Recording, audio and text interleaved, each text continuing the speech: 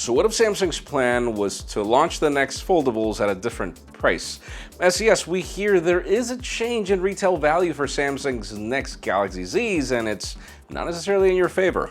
Google seems to also follow trend with a Pixel 8 series that could be more expensive, and if you've been wondering where's the next iMac, well, we have good and possible bad news as well. I'm Jaime Rivera, and yes, I've had the Nothing Phone 2 for a few days, had a couple of issues with shipping, so I still don't have enough time for a full review, but stay tuned. This is Pocketnow Daily.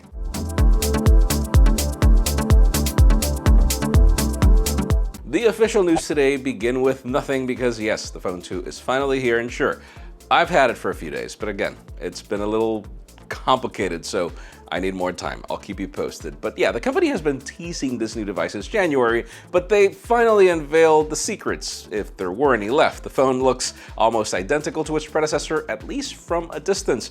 But on the inside, we can notice the main changes. It's powered by the Snapdragon 8 Plus Gen 1 paired with up to 12 gigs of RAM and up to half a terabyte of storage, depending on how much you want to pay. Nothing went for a 6.7-inch LTPO OLED display with Full HD Plus resolution that can go from 1 to 120 Hz refresh rate. In the camera department, we get a 50-megapixel Sony IMX890 sensor with OIS and EIS image stabilization in addition to an updated HDR and motion capture modes. And then the 50-megapixel ultra-wide camera is pretty much the one from last year with new HDR capabilities. Now, as for the battery, we get a 4700 mAh unit and wired charging speeds are bumped to 45 watts while wireless charging remains at 15 watts. Now, going back to the design, it looks almost the same, but this time it has some curves on the back panel, making it a bit more comfortable to handle. And as for the glyph lighting, it is divided into 11 segments and LED strips with 33 total LED lighting zones that offer new use cases for notifications, volume controls, timer indicators, etc. Finally, the Nothing Phone 2 comes in gray and white and starts at $600, although maxed out can go up to $800. Let me know what you think in the comments because so far I actually like it a lot. Now let's move on to Apple since we have reports on the iMac for the first time in a while. Yes, I know, we've been wondering if the company was planning to renew it at any point. But anyways, earlier today Mark Gurman reported that Cupertino is working on a more powerful version, but not necessarily one comparable to the one we have today. We hear that this one is powered by Apple's upcoming M3 chip. Though if you're thinking this is a larger model that was rumored, yeah, no. Same 24-inch variant. Now, for those of you looking for a larger device, well, we do hear that Apple is working simultaneously on that larger 32-inch model that would offer high-end specifications. It will be similar to Apple's Pro Display XDR, which has 32-inch IPS LCD, 6K resolution, 10-bit colors, etc. Now, for comparison, the current iMac offers 24 inches at 4.5K. Now, sadly, the larger iMac will not be available anytime soon, and that's the bummer, as the design process is only now getting started. Gurman's prediction claims that it will be unveiled in late 2024 or even 2025, while the 24-inch M3 model should arrive early next year. Stay tuned. Moving on, let's talk about Google because we have new information about the Pixel 8 lineup.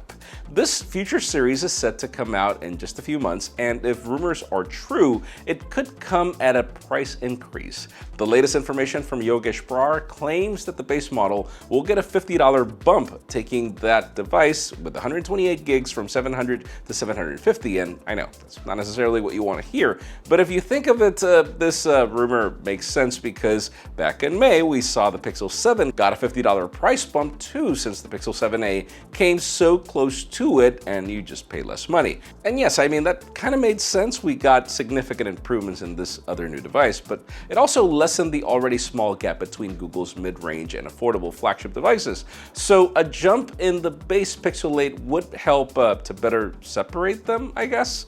Brar also mentioned some previously leaked upgrades for the Pixel 8, like a Tensor G3, a new 50-megapixel main sensor for the camera. It also claims that Google might switch to an ultrasonic fingerprint sensor, so an idea of it going premium continues to hold water. Now, as for the Pro model, it is unclear what we'll see when it comes to the price range, but if it gets a little more expensive, it'll probably make sense. And finally, for the hottest news today, let's talk about Samsung because we have to talk about pricing for their upcoming foldables, and sadly, this also seems to be bad news. According to a new report, Samsung plans to hike the price of both the Galaxy Z Fold and Z Flip 5. The listing is based in France and shows that the Z Flip 5 with 256 gigs of storage will start at 1,200 euros, while the model with more storage will go up to 1,400. And then moving on to the flagship series, the report mentions that the Z Fold 5 will start at 1,900 euros. And if you plan to get more storage, that one could go up to 2040 for 512 gigs or 2280 for a terabyte. Sadly, yeah, these price hikes don't just represent the first in the lineup's history, but also a grim picture for this ideal that we should be getting more affordable foldables over time. Now, if this ends up happening, I wonder how that would impact the sales for the series, because let's not forget the heightened competition we're seeing in 2023 when it comes to the foldable market, particularly in the United States, as well, now we have Google and we also have even OnePlus teasing that they should have it foldable in the United States as well. Moving on to other matters, earlier today we saw an image of a Z Flip 5 dummy that lined up with all the renders we've seen lately. Now, what's weird is that we do see a gap in the hinge, so take that one with a grain of salt. Anyways, in today's question, let us know, are you okay with the price bump for the next Galaxy Z series of foldables?